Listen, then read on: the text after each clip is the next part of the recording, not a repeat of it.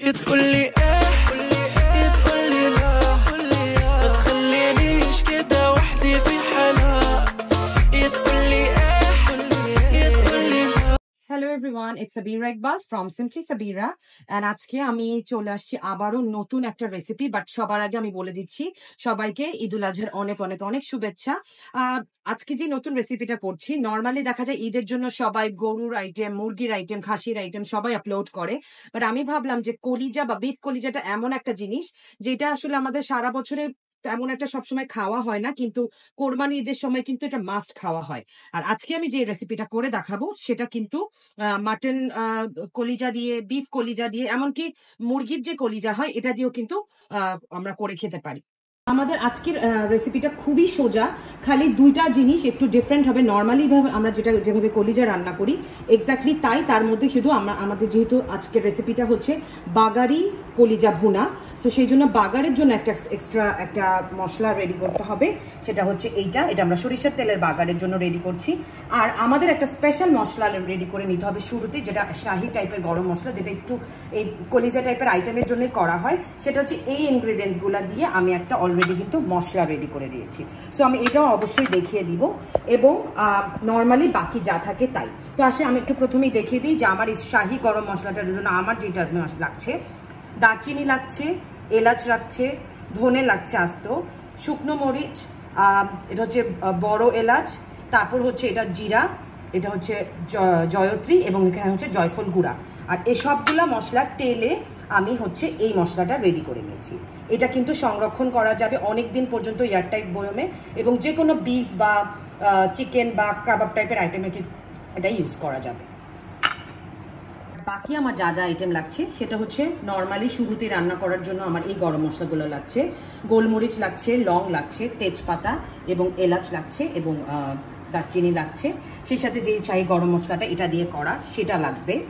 এখানে রয়েছে মরিচ গুঁড়ো, ঝালটা নিজের ইচ্ছা মতো। এখানে রয়েছে জিরা গুঁড়া, এখানে হলুদ, ধনে গুঁড়া।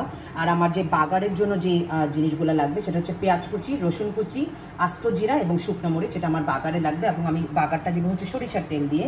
লবণ লাগছে, নর্মাল তেল লাগছে এবং পেঁয়াজ কুচি লাগছে, টমেটো কুচি লাগছে।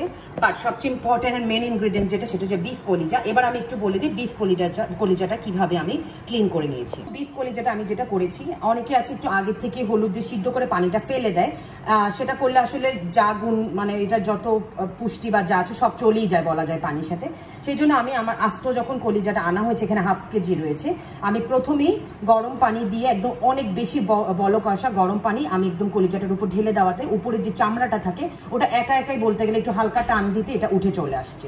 তো সেটা করে, কিন্তু আমরা একটু শক্ত কলিজা খেতে পছন্দ করি, এই জন্য আমি হলুদ দিয়ে এমন পরিমাণের পানি দিয়ে ভাপিয়ে নিয়েছি যাতে পানিটা পুরো একদম শুকিয়ে গেছে, কিন্তু আমার এটা একটু শক্ত হয়েছে। বাট যারা নরম কলিজা খেতে পছন্দ করে তারা কেবল পরিষ্কার করেই যে গরম পানি উপরে ঢেলে চামড়াটা পরিষ্কার করে জাস্ট টুকরো করে নিলেই হবে।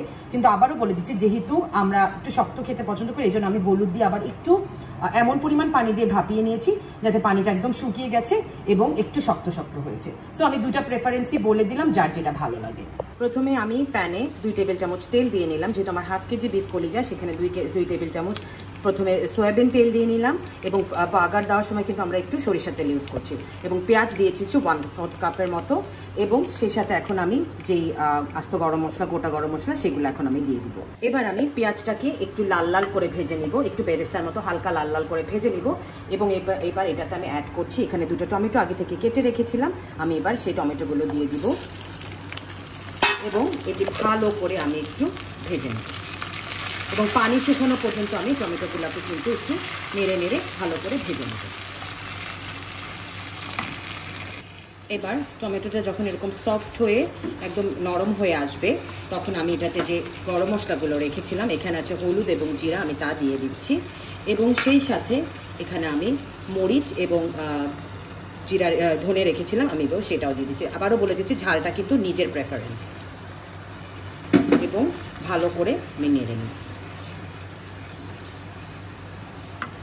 এবার আমি এটাতে 1 চামচ একদম উঁচা করে একটু রসুন বাটা দিয়ে দিই, আর 1 চামচ আদা বাটা আমরা দিয়ে দিচ্ছি। এবার আমি আদা রসুন অ্যাড করার পরে এটাতে আমি পরিমাণ মতো পানি অ্যাড করে অল্প একটু পানি দিব, দিয়ে এবার মশলাটাকে এবং আদা রসুনটাকে খুব ভালো করে একদম কষে নিব, যাতে একদম তেল উঠে আসে এবং মশলার গন্ধটাও যেন একদম চলে যায়। মশলাটা যখন ভালো করে কষে গিয়েছে তখন আমি এটাতে আবারও একটু পানি অ্যাড করে এবার আমি বলক আসা পর্যন্ত অপেক্ষা করছি। এবং যেহেতু বলক চলে এসেছে, এবার আমি যে আমার পরিষ্কার করে একটু করে রাখা কলিজাটা আছে আমি এবার সেটা দিয়ে দিচ্ছি। কলিজাটা দেওয়ার পরে এবার আমি যে শাহি গরম মশলাটা করে রেখেছিলাম ওটা এবার আমি এটাতে দিয়ে দিব এবং খুব ভালো করে কিন্তু নেড়ে নেড়ে আমার কষে নিতে হবে, একদম যেন পানি না থাকে এবং কলিজাটা খুব ভালো করে মশলার সাথে মিশে কষে একদম যেন তেল উঠে আসে সেই পর্যন্ত কিন্তু আমাদের অপেক্ষা করতে হবে। থেকে নিচেরই অনেক পানি উঠেছে, এবার আমি হাই হিটেই এটাকে একটু নেড়ে আমি এটাকে এখন ঢেকে দিব এবং এটা কষে তেল উঠা পর্যন্ত আমি এটা অপেক্ষা করব। আর হিটটা কিন্তু হাই থাকবে, মাঝে মাঝে আমি একটু নেড়ে নেড়ে দিব। এবার আমি গরম তেলে ফোড়নগুলো দিয়ে দিলাম এবং ভালো করে আমি এখন নেড়ে নিচ্ছি। এখানে এবার আমি ফোড়নটাকে ভালো করে একটু ভেজে নিচ্ছি, সবগুলা জিনিস যেন সুন্দর করে ভাজা হয়ে যায়, একটু লাল লাল করে ভেজে নেব। আর এদিকে আমার বলক ওঠার জন্য অপেক্ষা করছি। এখন আমি এটাতে লবণ অ্যাড করবো, এতক্ষণ লবণ অ্যাড করিনি এবং আমি সিদ্ধ করার সময়ও এটাতে কিন্তু আমি লবণ অ্যাড করিনি, সো আমি এখন লবণ অ্যাড করে দিচ্ছি এবং এবার ভালো করে মিশিয়ে নেব। আর এদিকে আমার বাগারটা রেডি হচ্ছে, বাগারটা দিয়ে দিচ্ছি। আমার যে সরিষার তেলের বাগারটা এটা এখন আমি এটাতে দিয়ে দিব। বাগারটা দেওয়ার পরে এবার আমি ভালো করে এটাকে নেড়ে মিশিয়ে নিব এবং এটাকে কিন্তু এখন আমি চুলাটাকে একদম কমিয়ে এটাকে আমি এখন দমে দিয়ে দিব। আর এটাকে এখন আমি আধা ঘন্টার জন্য ঢেকে দিব আর মাঝে মাঝে একটু নেড়ে দিব। ব্যাস রেডি হয়ে গেল আমার সুপার ইয়ামি বাগারি বিফ ভুনা। একদম তেল উঠে আসছে, আমি একটু নেড়ে দেখাই, কোনো ঝোল নেই, একদম মাখা মাখা।